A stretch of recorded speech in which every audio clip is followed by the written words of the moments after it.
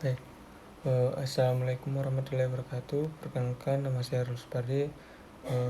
Saya akan memaparkan materi saya itu tentang kasus-kasus perselisihan di Indonesia. Saya mengambil sumber referensi dari buku Profesor Hilman Adi Kusuma, Sarjana Hukum. Baik, langsung saja. Kasus yang pertama, kasus sengketa di Sumatera Barat dengan judul proses penyelesaian persengketaan di pasar tradisional Padang Panjang, Sumatera Barat. Studi khusus di Nagari Koto Baru, Kecamatan Koto. Dewi Hartanti menguraikan antara lain bahwa ia telah mengadakan penelitian selama 3 bulan di Nagari Koto Baru. Alasan mengapa dia memilih daerah Koto Baru sebagai berikut. Yang pertama, Nagari Koto Baru terdapat pasar tradisional atau pasar sayur dan ternak, dan diadakan 1 kali seminggu pada hari Selasa. Apabila terjadi persengketaan di lingkungan pasar, sebagaimana cara penyelesaiannya, apakah dia diselesaikan secara formal ataukah secara non formal. Dan yang kedua yaitu Nagari Koto Baru terletak di tepi jalan raya antara padang Bukit Tinggi, sehingga sangat memungkinkan terjangkau oleh pembeli ataupun penjual dengan menggunakan kendaraan umum atau berlangsungnya kegiatan pasar. Yang ketiga, Nagari Koto Baru termasuk wilayah kecamatan atau kota Kabupaten Tanah Datar, di mana kabupaten ini merupakan pusat dari kebudayaan Minangkabau. Nagari Koto Baru sejak tahun 1984 secara administratif terbagi menjadi 2 daerah, yaitu sebelah utara disebut Nagari Koto Baru Utara dan selatan disebut Nagari Koto Baru Selatan. Adapun hal-hal dalam penelitian antara lain, yang pertama, klasifikasi berdasarkan jenis persengketaan, contohnya penganiayaan, pencurian, penipuan, dan perjudian. Yang kedua, klasifikasi berdasarkan pihak yang bersengketa, contohnya penjual dan pembeli, penjual dengan petugas pasar. Yang ketiga, klasifikasi berdasarkan proses penyelesaian persengketaan, contohnya petugas pasar. Kelompok ini termasuk non formal, dan polisi atau pengadilan. Kelompok ini termasuk formal.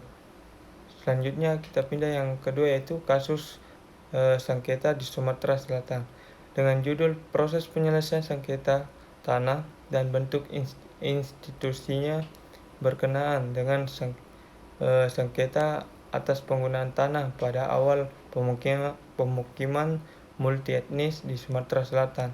Masbah Magazine menguraikan dalam masalahnya antara lain, kerja lapangan ini berlangsung selama 3 bulan pada tahun 1988 di areal pemukiman transmigrasi Air Sugihan, Air Saleh, Air Musi, dan Air Telan. Air Telan di areal yang luasnya sekitar 45.000 hektar. Itu ditempati 44.000 kepala keluarga transmigrasi berasal dari Jawa dan Bali. Kerja lapangan ini dititik beratkan pada lokasi di Sungsang dan Makarti, Kecamatan Bayuasing 2, Kabupaten Musi, Bayuasing, Sumatera Selatan. Lokasi ini dipilih karena sangat memungkinkan ketiga etnik tersebut saling berinteraksi, terutama dalam penggunaan tanah. Jadi ada 3 lokasi penelitian. Yang pertama, lokasi Sungsang merupakan tempat responden yang mewakili penduduk setempat dan pendapat spontan orang-orang Bugis. Yang kedua, lokasi Makarti merupakan tempat responden yang mewakili penduduk transmigrasi dan sebagian orang Bugis. Yang ketiga, lokasi Sekayu merupakan tempat responden para pejabat pemerintah atau formal dari pengadilan negeri, instansi transmigrasi, agraria, pemerintah daerah, kecamatan, dan beberapa pejabat mantan Pasira atau kepala mangga yang sudah pensiun. Selanjutnya kita pindah ke kasus sengketa di Lampung. Proses penyelesaian sebambangan atau kawin lari di kalangan masyarakat Lampung Tulang Bawang. Di daerah Lampung Tulang Bawang adalah masyarakat adat Papadu yang terpusat kedudukan di kota kecamatan Manggala, Kabupaten Lampung Utara. Kota kecamatan ini terletak di tepi Wai atau sungai Tulang Bawang yang jaraknya sekitar 120 km dari Bandar Lampung. Ibu kota Lampung sebelum tahun 1952, masyarakat Tulang Bawang ini terdiri dari 4 marga teritorial, yaitu marga Tagamuang, marga Bawai Bulang, marga Suwai Umpu, dan marga Buai Aji. Menurut orang Tulang Bawang yang sering ikut berperan dalam penyelesaian perselisihan ini, baik di daerah asal kampung halaman maupun di daerah perantauan, tata tertib adat penyelesaiannya sebagai berikut. Yang pertama, tata cara berlarian. Adapun poin-poin dari tata cara berlarian yang pertama yaitu gadis yang akan menempuh jalan perginya bersuami. Yang kedua, dia harus meninggalkan surat yang isinya meminta ampun dan maaf kepada orang tuanya. Yang ketiga, dari suaminya menuju ke tempat pemuda calon suaminya. Yang keempat, dari tempat pria dia harus dinaikkan ke rumah penyimbang atau rumah paman si pemuda. Kita pindah ke poin kedua, yaitu mengantar kesalahan. Adapun isi dari poin-poin mengantar kesalahan yang pertama itu, setelah si gadis berada di tempat kediaman pria, penyimbang segera mengumpulkan anggota kerabatnya. Yang kedua, anggota kerabat yang ditunjuk menjadi utusan. Yang ketiga, sampai di tempat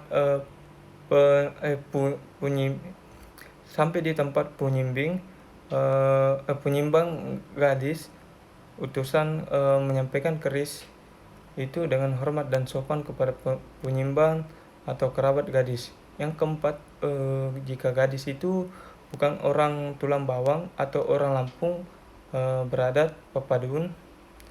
Yang kelima, penyumbing atau anggota kerabat pihak gadis yang menerima tali pengendur. Selanjutnya kita pindah ke penyelesaian damai. Adapun poin dari penyelesaian damai yang pertama itu, selama pihak gadis belum memberi kabar tentang kemungkinan waktu berunding kepada pihak bujang. Yang kedua, apabila sudah ada datang dari pihak gadis. Ketiga, apabila waktu perundingan pihak pria harus mengirimkan bahan makanan untuk persiapan dalam acara pertemuan. Yang keempat, pada hari dan pertemuan yang telah ditentukan oleh pihak kerabat wanita. Yang selanjutnya kita pindah ke kasus selanjutnya, yaitu kasus sengketa di Jawa Tengah. Penyelesaian perkara secara tradisional tentang masalah perikanan di lingkungan petani tambak di wilayah Karesidenan Jepara, Rembang. Mulyo Putro menyampaikan tesisnya yaitu sebagai berikut. Karesidenan Jepara Rembang merupakan wilayah yang berasal dari dua karesidenan yang berbeda berdasarkan Statbiat pada tahun 1931 nomor 426. Dua wilayah yang masing-masing Karesidenan Jepara dan Karesidenan Rembang ini digabungkan menjadi Karesidenan Jepara Rembang yang dimulai berlaku sejak 1 November pada tahun 1931. Penggabungan wilayah ini hanya karena adanya pembaruan wilayah administratif di Jawa Tengah pada masa kolonial. Tetapi Baik secara geografis maupun budaya, kedua wilayah ini tetap berbeda. Dari sumber arsip dapat diketahui bahwa secara geografis wilayah keresidenan Jepara Rembang terbagi menjadi Moriasce Strik dan Rebansce Strik. Kedua wilayah ini mempunyai tingkat sosial ekonomi dan budaya yang berbeda. Perbedaan tingkat sosial ekonomi disebabkan sumber mata pencarian yang berbeda. Perbedaan tingkat budaya dapat dilihat dari tipe penduduk masing-masing wilayah. Selanjutnya kita pindah ke kasus sengketa di Lombok. Penyelesaian sengketa dan gejala pluralisme hukum. Anto Ahdiat mengemukakan dalam makalahnya tentang pengalamannya melakukan penelitian antropologi hukum di Kecamatan Bayang, Kabupaten Lombok, di Kabupaten Lombok, Kabupaten Lombok Barat, Nusa Tenggara Barat. Antara lain, yang pertama, Kecamatan Bayang memiliki 6 desa, yaitu Desa Slegen, Desa Akar-Akar, Desa Sukadana, Desa Anyar yang merupakan ibu kota Kecamatan Desa Bayang, dan terakhir Desa Luluang. Kecamatan ini terletak di bagian utara Pulau Lombok dan lokasinya membujur dari pantai Laut Jawa. Di bagian utaranya ke arah selatan mendaki puncak Gunung Rinjani. Mayoritas penduduk kecamatan ini bekerja sebagai petani yang dapat dikategorikan sebagai petani pemilik, petani penggarap, dan buruh tani. Kemudian daerah pertaniannya dapat dikategorikan pula sebagai berikut. Yang kedua, sawah setengah teknik, yaitu sawah yang telah memiliki sistem irigasi akan tetapi belum permanen. Yang ketiga, sawah sederhana, yaitu sawah yang melulu bergantung kepada datangnya hujan. Yang keempat yaitu ladang atau omah, yaitu tanah yang hanya dapat digunakan melulu untuk tanaman palawija dan kacang-kacangan, dan hanya dapat dimanfaatkan musim hujan datang. Yang kelima itu kebun yang umumnya ditanami tanaman keras. Adapun poin-poin dari kasus